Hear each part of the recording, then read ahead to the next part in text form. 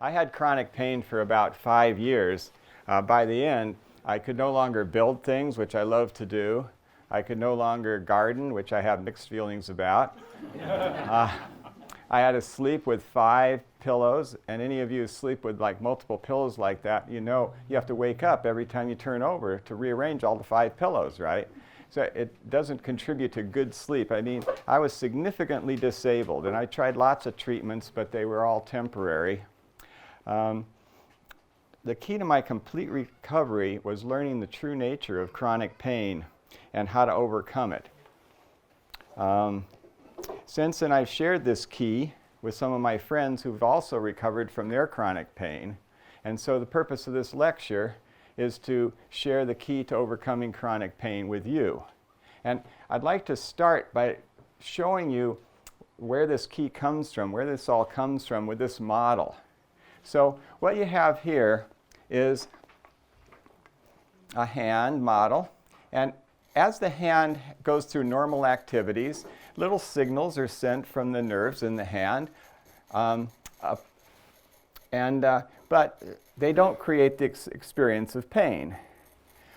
If the signal from the hand gets bigger, like we'll put it in this vise, all right, now, if the signal gets bigger, then the brain lights up to create the experience of pain because it wants to help you. It says, look, this is bad, loosen that vise.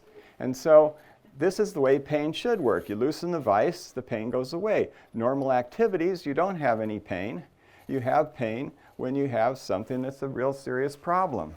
But if pain continues for too long, what happens is the brain gets good at it. Just like riding a bike. Neurons that fire together wire together. And what happens is the brain becomes more sensitized. Your sensitization increases from normal on up. This is like what Michael Bordowski, who's, as Corrine said, I'm not a physician, but there's one in the room, Michael Bordowski in the back there. And he told me a wonderful thing when a conversation with him, and he'll be around after he's on call, but if he doesn't get called away, he'll be around afterwards for your to ask questions after the question period. But at any rate, he told me about the problem with chronic pain is the volume knob is too high. The volume is too high. This is the volume knob for chronic pain, sensitization. And when sensitization gets turned up like this, then what happens is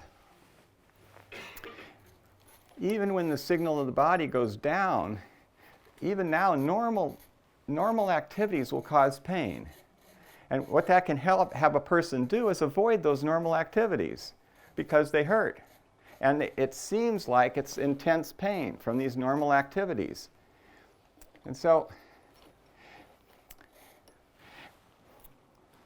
the problem is that the normal activities are like needed for everyday life and for distraction. If you don't have normal activities, what do? You lay around, and your brain gets better and better at feeling pain, at creating the experience of pain. So at that point, what you can do is you can take opioids, a pill or an injection, and you take opioids for the pain.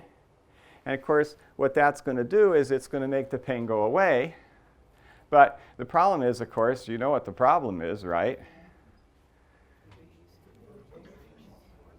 The pain's going to come back. That's the problem. So, you take opioids again, or again and again. But the pain's always going to come back. And the worst of it is that after you take opioids for long periods of time, it can actually increase further your sensitization. And so you can end up in a situation where even with no signal whatsoever coming from the body, you have intense pain. There's nothing wrong with your body, but you have intense pain. And you do some little thing like get out of bed, and the pain spikes. The problem is clearly not with the hand anymore. The problem is not the body. And there's nothing you can do to cure the problem at the level of the body because you have the pain even if the signal from the body is 0. Clearly, when you get to this situation, there's only one way to cure the pain for good, right? One way to cure the pain for good. What do you have to do? You have to turn this down. You have to figure out a way to decrease sensitization, to turn down the volume knob for pain. Now, there are 4 ways to do that. There's learning, there's activity, there's biofeedback, there's guided imagery and meditation.